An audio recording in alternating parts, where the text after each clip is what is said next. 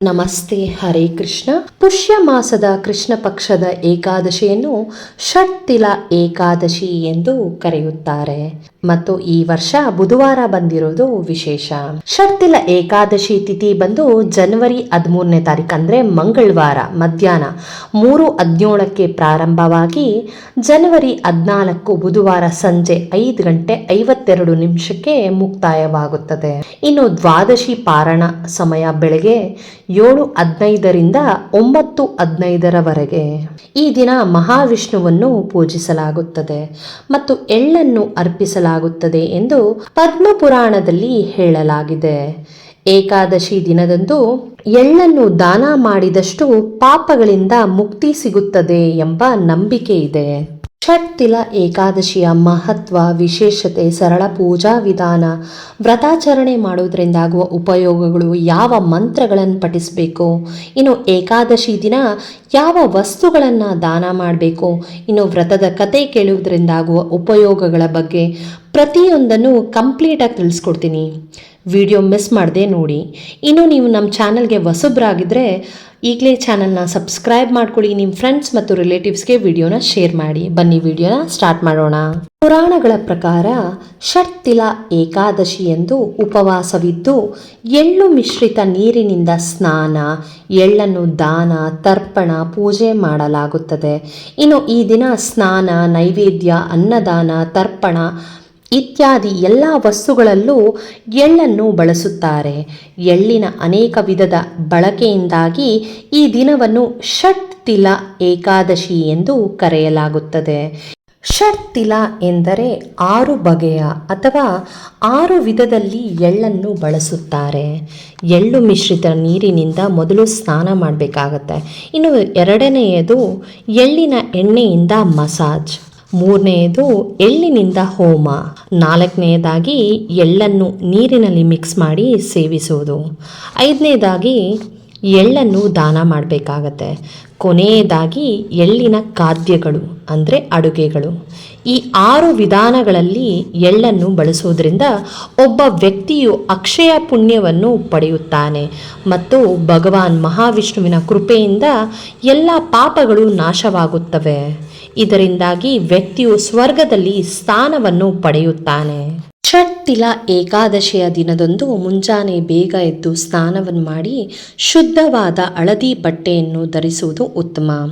ನಂತರ ದೇವರ ಕೋಣೆಯಲ್ಲಿ ಮಹಾವಿಷ್ಣುವಿನ ವಿಗ್ರಹ ಅಥವಾ ಫೋಟೋಗೆ ಪೂಜೆಯನ್ನು ಮಾಡಿ. ಈ ದಿನ ಸಾಧ್ಯವಾದರೆ ಮಹಾವಿಷ್ಣುವಿನ ದೇವಾಲಯಕ್ಕೆ ಭೇಟಿ ನೀಡಿದರೆ ಒಳ್ಳೆಯದು. ಮಹಾವಿಷ್ಣುವನ್ನು ಪೂಜಿಸಿದ ನಂತರ ತುಳಸಿ ಪೂಜೆಯನ್ನು ಮಾಡಬೇಕು. ತುಳಸಿ ಗಿಡದ ಬಳಿ ತುಪ್ಪದ ದೀಪವನ್ನು ಬೆಳಗಿ ತುಳಸಿ ಮಂತ್ರಗಳನ್ನು ಪಠಿಸಿ ಪೂಜೆಯನ್ನು ಮಾಡಬೇಕಾಗತ್ತೆ. ಇನ್ನು ಈ ದಿನ ತುಳಸಿ ಪೂಜೆ ಮಾಡುವುದಕ್ಕೆ ಹೆಚ್ಚು ಆದ್ಯತೆ ಇದೆ. ಈ ದಿನ ಉಪವಾಸ ವ್ರತವನ್ನು ಮಾಡಬೇಕು. ಸಂಪೂರ್ಣ ಉಪವಾಸ ಮಾಡಲು ಸಾಧ್ಯವಾಗದೇ ಇದ್ದರೆ ಸಾತ್ವಿಕ ಆಹಾರವನ್ನು ತೆಗೆದುಕೊಳ್ಳುವ ಮೂಲಕ ಉಪವಾಸವನ್ನು ಮಾಡಬಹುದು. ಇನ್ನು ಏಕಾದಶಿ ದಿನ ಮಹಾವಿಷ್ಣುವನ್ನು ಪೂಜಿಸಿ ಮಹಾವಿಷ್ಣುವಿನ ಅಷ್ಟೋತ್ರ ಅಥವಾ ವಿಷ್ಣು ಸಹಸ್ರನಾಮ ಅಥವಾ ಓಂ ನಮೋ ಭಗವತೆ ವಾಸುದೇವಾಯ ಅಂತ 108 ಬಾರಿ ಪಠಿಸಬೇಕಾಗತ್ತೆ. ಏಕಾದಶಿ ದಿನದಂದು ಎಳ್ಳನ್ನು ದಾನ ಮಾಡುವುದರಿಂದ ಮನಸ್ಸು ಮತ್ತು ದೇಹ ಶುದ್ಧೀಕರಣಗೊಳ್ಳುತ್ತದೆ. ಆಧ್ಯಾತ್ಮಿಕ ಬೆಳವಣಿಗೆ ಮತ್ತು ಮಹಾವಿಷ್ಣುವಿನೊಂದಿಗೆ ಸಂಪರ್ಕವನ್ನು ಬೆಳೆಸುತ್ತದೆ. ಇನ್ನು ಕಂಬಳಿ, ಬೆಲ್ಲ ಅಥವಾ ಜೇನುತುಪ್ಪವನ್ನು ದಾನ ಮಾಡೋದ್ರಿಂದ ಆರ್ಥಿಕ ಅಡೆತಡೆಗಳು ದೂರವಾಗುತ್ತದೆ. ಹೆಸರುಕಾಳು ಅಥವಾ ಹೆಸರುಬೇಳೆ ಅಥವಾ ಹಸಿರು ತರಕಾರಿ ಅಥವಾ ಹಸಿರು ಬಟ್ಟೆಯನ್ನು ದಾನ ಮಾಡುವುದರಿಂದ ವೃತ್ತಿ ಜೀವನದ ಗೊಂದಲಗಳು ಬಗೆಹರಿದು ಆತ್ಮವಿಶ್ವಾಸ ಹೆಚ್ಚುತ್ತದೆ. ಇನ್ನು ಛತ್ರಿ ಅಥವಾ ಪಾದರಕ್ಷೆಗಳನ್ನು ದಾನ ಮಾಡಬೇಕಾಗತ್ತೆ. ಇದರಿಂದ ಶನಿ ದೋಷದ ತೀವ್ರತೆ ಕಡಿಮೆಯಾಗಿ ಕೆಲಸಗಳಲ್ಲಿ ಎದುರಾಗುತ್ತಿದ್ದ ಅಡೆತಡೆಗಳು ನಿವಾರಣೆಯಾಗುತ್ತವೆ. ಇನ್ನು ಈ ದಿನದಂದು ಬ್ರಾಹ್ಮಣರಿಗೆ ಅನ್ನದಾನ ಮಾಡುವುದು ಬಹಳ ಫಲಪ್ರದ.